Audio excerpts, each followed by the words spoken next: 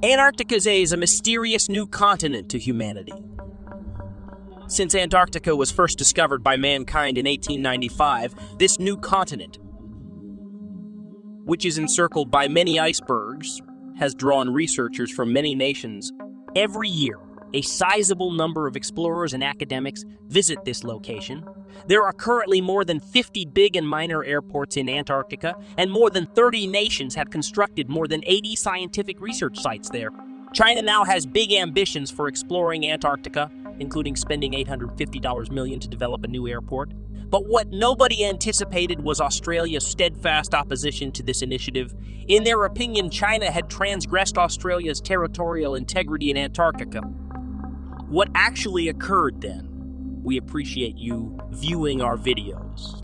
Subscribe to Qing News to learn more about what's going on in the world. At the southernmost point of the planet, Antarctica is a sizable glacier with a total size of around 14.245 million square kilometers.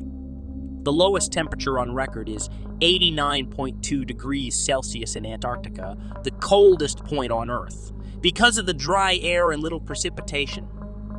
On this white land, Antarctica has long been known as the White Desert. 90% of the continent is permanently covered in ice and snow, and just around 2% of it is habitable. But ever since Antarctica was discovered, researchers from all around the world have been drawn to this white desert. Why is that so? Despite having the appearance of a glacier, Antarctica is a rich supply of valuable commodities, including oil and minerals, based on the evidence from recent human investigation. Antarctica is home to more than 200 different types of mineral resources, including the world's first coal mine and iron ore deposits. The most lucrative iron-rich mines in the world are found in the mineral resources that it stores. These resources are very important for military, economic, and scientific research. In order to assure the responsible use of resources in Antarctica, if humanity are able to use these mineral resources in the future, they will be accessible to the globe for at least 200 years. The United Nations has established a number of treaties on Antarctica that forbid all nations from engaging in military operations there. As a result, the mining operations of different nations in Antarctica are somewhat constrained. However, this treaty's duration of legality may only expire in 2048. The pact was first signed by 12 nations, and as of now, 52 countries have done so. The wealthy, vast warehouse of Antarctica, however, must be in the sights of all nations in the world after 2048, and they all want to exploit it first. In order to better investigate the many rich resources in Antarctica, whoever country can take advantage of the possibility there now will be able to acquire a significant quantity of resources in the future. Here, airports and scientific research sites have been constructed by several nations. As of 2021, airports and research stations have been constructed in Antarctica by more than 30 different nations. There are also more than 50 airports and more than 80 scientific research facilities among them. The United States, the most industrialized nation on Earth, won't pass up the chance to take use of Antarctica's riches. As a result, with a total of 13 airports, the United States now has the most in Antarctica, followed by Russia, which has 8 airports. China's strength has grown significantly in recent years, and the caliber of its scientific research has steadily increased. China therefore intends to begin joining the expedition to investigate Antarctica. China now has 5 research sites for science in Antarctica, although it does not yet have a permanent airport. A very significant issue is how to send scientific research persons and supplies here. Additionally, snow and ice cover the Antarctic seas all year round. China finds it exceedingly challenging to employ maritime transportation. Therefore, it essentially needs to break the ice. The easiest and quickest method is to employ air transportation. There are, however, very few airports in the Antarctic area because of its hostile climate. Currently, only a tiny portion of supplies and people can travel to Antarctica by plane. The majority still need to travel there by ship. In the past, Chinese explorers of Antarctica were limited to using Russian airports or scientific research ships. This has an impact on Antarctic exploration efficiency, and using Russian airports is not a long-term fix.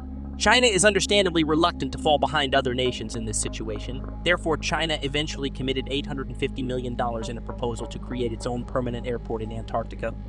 In Antarctica, the precise position is close to the junction station. Large cargo aircraft may take off and land on the airport runway, which has a design length of roughly 1,500 meters and a width of 80 meters. China wanted to construct an airport in Antarctica, but Australia objected since they felt that China had infringed on their sovereignty there. What actually occurred then, only Australia has a continent. Wide territory, making it unique in the world. It is adjacent to Antarctica and situated halfway between the South Pacific and the Indian Oceans, so as to use more resources. Long ago, Australia declared to the rest of the world that it possessed more than 42% of the Antarctic territory. However, the international community at the time did not recognize Australia's claim to ownership of this portion of the continent. It is primarily due to the fact that Australia had originally planned to construct the Davis Airport there in 1957, which is located exactly where China's airport is located in Antarctica, that Australia is now citing China's invasion of territorial sovereignty as the primary reason for doing so. In other words, Australia is citing China's invasion of territorial sovereignty as the primary reason for doing so. And as an immediate and direct result of this, China provoked anger in Australia right away. Is it accurate that China now controls a portion of the territory that makes up Australia? In point of fact, the claim that China holds any territory at all is entirely untrue. The Antarctic Treaty was ratified by the General Assembly of the United Nations in 1959. The terms of the treaty state unequivocally that the only activity that should be conducted by humans in Antarctica is study of a scientific nature, and that they are not allowed to compete with one another there in a combative manner. In addition, they are not allowed to harvest any of the continent's resources.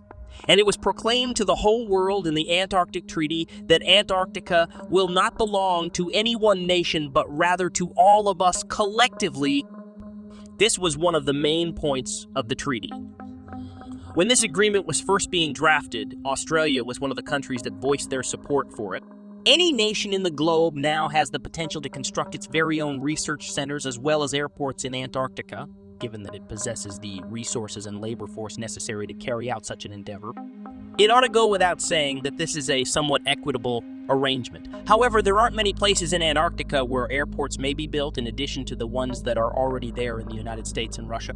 Over the course of the previous 60 years, there's been a dramatic reduction in the number of sites that are attractive. Despite the fact that Davis Airport was never really built, Australia persisted for a significant amount of time to retain the mindset that it was in the process of creating it as a foundation for sustaining this attitude. This most definitely constitutes the use of a seat in some capacity. Even if China does not construct an airport in the area, I believe that Australia will eventually face competition from airports that are controlled by other nations.